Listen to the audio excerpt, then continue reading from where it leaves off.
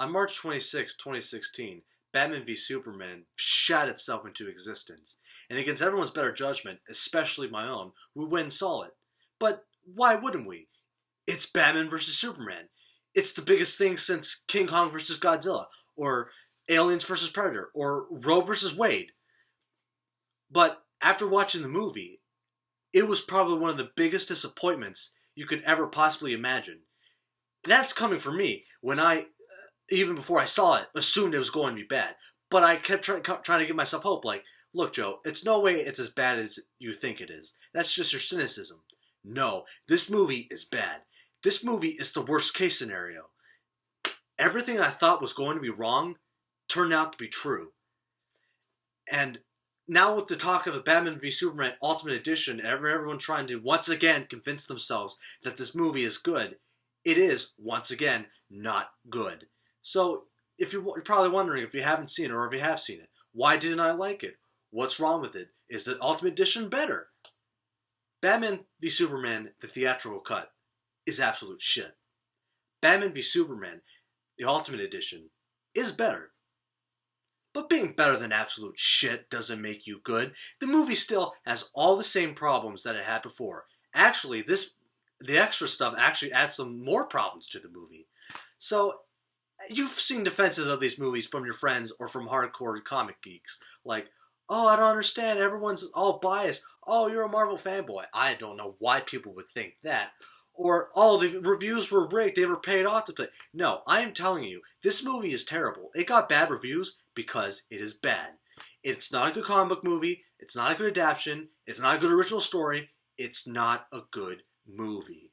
From the characters, to the story, to just the overall aesthetic of the movie. This movie is one of the biggest disappointments of 2016.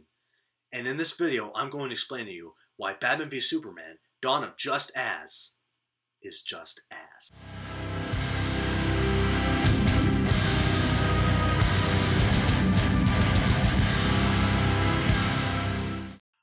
When it comes to movies, there's some things you can get wrong without it being a detriment to the film.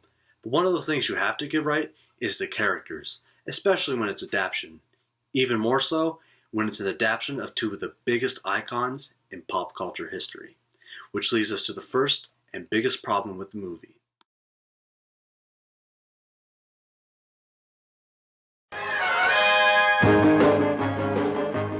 Let me just start this criticism on Batman on a slightly positive note. I owe Ben Affleck an apology. When I first heard that he was cast as Batman, I thought it was a huge mistake. And honestly, so did a lot of people. But after watching the film, Ben Affleck actually gave a good performance. He was the best actor in the film. So even while this Batman still has problems, Ben Affleck was not one of them.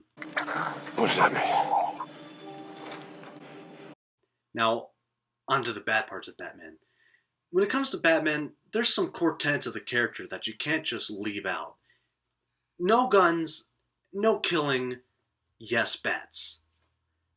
And this movie managed to get all of those wrong. Wait, even the bats? Yes. They managed to mess up the bats in Batman. That's how bad it is. Okay, first note, killing people. Batman should not kill people. That's just it.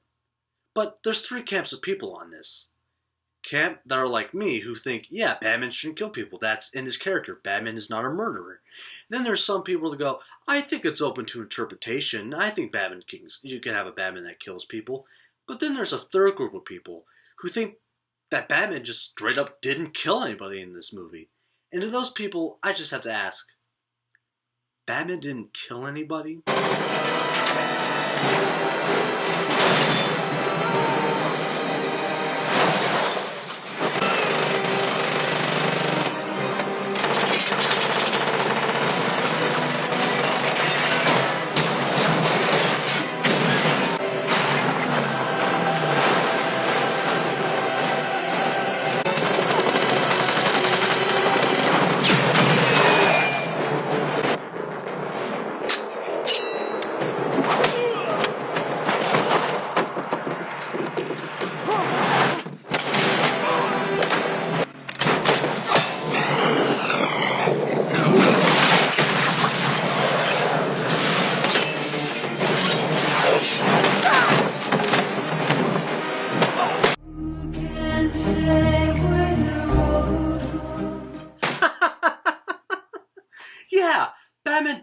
kill people in this movie. And if you still disagree with me and you think that we can have a Batman that kills people, let me just ask you this. If this Batman kills people, why is the Joker still alive? Why is he killing all these mindless mooks but still allow the Joker to just run rampant through the streets? And more importantly, some of the best Batman stories revolve around him not killing people, around that moral center of Batman. And without having that, you don't have a proper Batman. And if you're under the argument that, well, look, Joe, this is a different Batman after the death of Robin, he's obviously been down a darker path. But that's just not acceptable to me. If this is a normal person who suffered a huge loss like that and turned to a bitter person who would start murdering people, I could buy that. But Batman's not supposed to be a normal person. Batman is supposed to stand for justice, not vengeance. He wouldn't be going around murdering people. That's the Punisher's job. I don't want the Punisher. I want the Batman. So, on my final point, what do you mean they got the bats wrong? Okay. In the movie, they do a rehash, yet again, of Bruce Wayne's parents' death and funeral. And at the funeral, he runs away, and he falls into a hole. I've fallen, and I can't get up! And then he comes into contact with bats. Now, any true fan of Batman knows that he's afraid of bats, and then he overcomes his fear, and then uses the bats as a symbol to strike fear into the hearts of criminals. But in this movie, and even though it's a dream sequence, the symbolism is still wrong. He has them, the bats all come around him, they start circling above, and they start lifting him up into the heavens. That's not the point of the bats. They're not supposed to lift them up. It's supposed to be fear. You're missing a huge aspect of Batman. So, yeah, they got the bats wrong in Batman. That's how bad they messed up. Now, one more note, and this is more of a nitpick, but I still feel as though this needs to be said. I do not like the bat voice changer. I just don't like that. Now, let's not sit here and pretend that the decision to auto-tune Batman is not because of Christian Bale's infamous bat voice. Because, no one wants to go through that again. But, it just doesn't make any sense. I think someone portraying Batman should be able to do, without any electronic help, a proper intimidating Batman voice. That's why Kevin Conroy is the best, is because he has the perfect Batman voice, and it works both as Batman and Bruce Wayne. But they don't do that here. They have the voice changer. Now, some people may argue that it makes sense because you don't want people to recognize him, but I say that doesn't make sense. Here, let's analyze this for a second. So, do you think the random mooks that Batman's randomly beating up are going to recognize his voice? Do you think in the middle of Batman holding them upside down and interrogating them, they're just going to stop him in the middle of his thread and say, "Hey, aren't you Bruce Wayne, that millionaire I've never met?" No, of course not. They're going to be too busy shitting their pants to be able to recognize any similarities in their voice. Now, the other people who would be close enough to be able to tell the difference would be his allies, but they're his allies. Anyone close enough to Batman would already know that he is Batman. He wouldn't need to hide to those people. So there's no real reason for him to have a voice changer other than, again, to avoid another Christian Bale bat voice. You're garbage. And I don't know, maybe Ben Affleck wasn't able to do it. I don't know. I haven't even heard the chance. But yeah, the bat voice changer, we don't need that. Henry Cavill looks like Superman. That's it. He has a very dull performance and he's very uncharismatic in the role. And he has some of the stalest delivery I have ever seen. Next time they shine your light in the sky, don't go to it. The bat is dead. Bury it. Consider this mercy. But it's not all Henry Cavill's fault. A lot of it has to do with the screenwriting and the directing. This movie seems to think that they can't take the classic, good moral, upright, admittedly Boy Scout character of Superman and adapt him to the modern world. I don't know why. Marvel did it 3 times with Captain America. But the biggest problem with this movie is that they make him dark and edgy and gloomy, and he snaps people's necks. And that's a huge problem I have with this movie, is that he constantly berates Batman and says, "You're a vigilante, I can't let you do that, you're murdering people." But he does the exact same thing. Superman murders just as many people as Batman does. He's such a huge hypocrite. But nothing more than summarizes why this Superman is completely wrong than this line. Daily Clinic. Lois? I have to go to Gotham to convince him to help me. Or he has to die.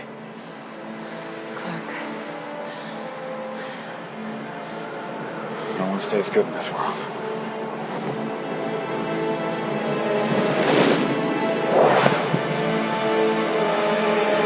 That right there is a gut punch. That is not Superman. He would never give in like that and say something like, I guess not everyone can remain good. That's complete nonsense. That's the line where I knew that this Superman was just not right.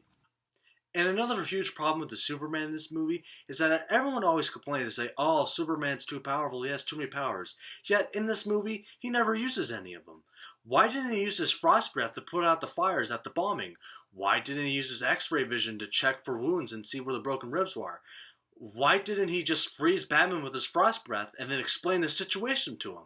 This movie wants to go bang on and on about how Superman is all-powerful, but they don't take advantage of his actual all-powerfulness, and it's just the same moves over and over again. All they do is show him punching things really hard.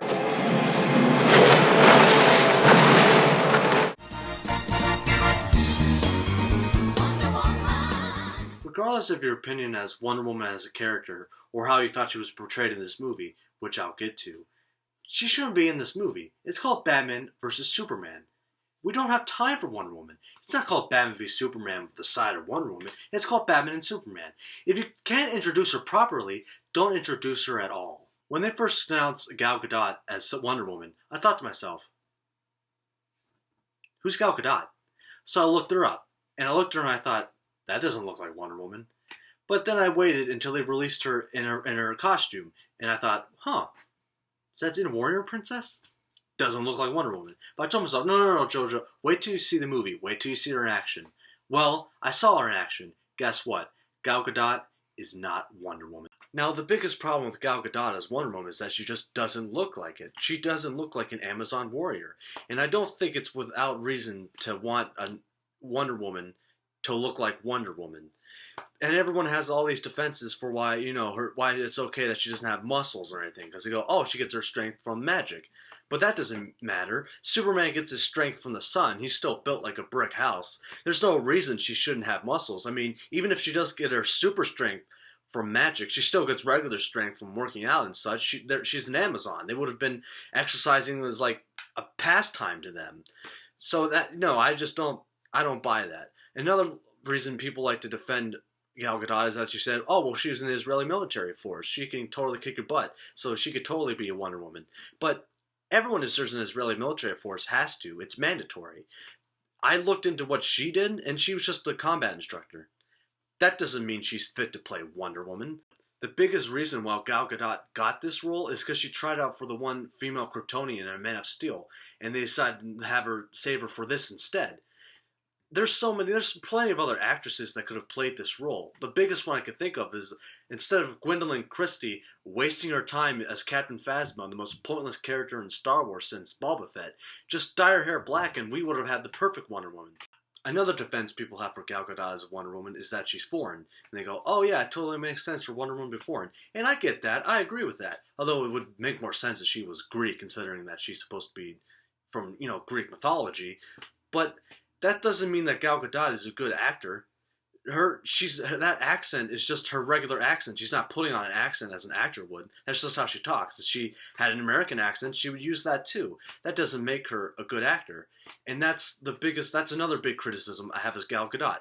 I don't think she's a good actor. She's in the film for maybe 7 minutes, and I can already tell it's not going to be good. I mean, she could barely stand together on those 7 minutes, let alone when she has her own movie. And I get it. People want to defend Wonder Woman. People want a good Wonder Woman. And I get it. Wonder Woman is not like Batman or Superman. If she fails, it can't just reboot her in 5 years. This could be our one chance. But do you really want your first female-led superhero movie to be bad? I'm just going to guess that DC might have the first female-led superhero movie. But I think Marvel might have the first good female-led superhero movie.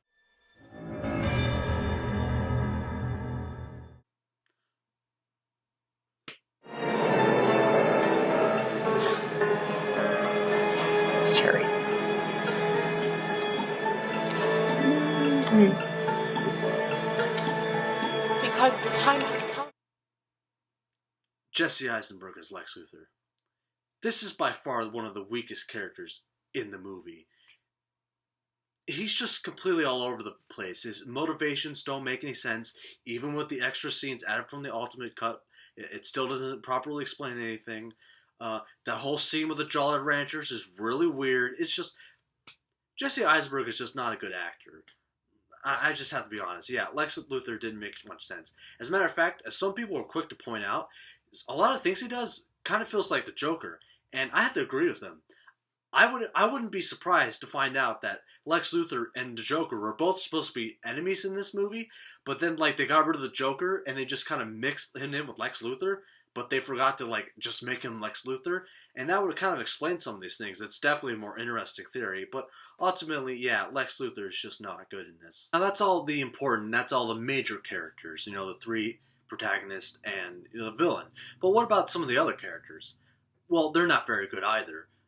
First off, we have Lois Lane, who is just completely pointless in this entire movie. Amy Adams' chemistry with Henry Cavill, it's non-existent. And just like her point in the movie. Jimmy Olsen is in the movie to get shot in the face. But of course, he's not just a photographer for the Daily Planet. Oh no, he's a CIA agent, because this is the dark and edgy universe. Jeremy Irons was okay Alfred. I just really hate the fact that he was the bodyguard and not the butler. What kind of change was that? That was just unnecessary. That was difference for the sake of being difference. And yeah, all the other supporting characters like Perry White wanting to push a story about sports instead of Superman, it's just all complete nonsense and just all garbled up into what is already an over-infatuated movie. So the movie managed to mess up all the characters. Not just one, not just two, but three of the biggest superheroes in DC. And they just got them wrong. So, what else did this movie get wrong? Yeah. The plot. The plot, I guess it's fair to say it has one, is convoluted, poorly structured, very poorly balanced, and just monotonous. And almost nearly non-existent. I mean, stuff just happens. For like almost the beginning half of the movie, you could just cut these scenes in any order and it would make just about as much sense. But, I remember when the trailer first came out, everyone talking about like, oh, we already know what happens. They fight, but then Doomsday comes out and they all need to get together so they become friends to fight Doomsday.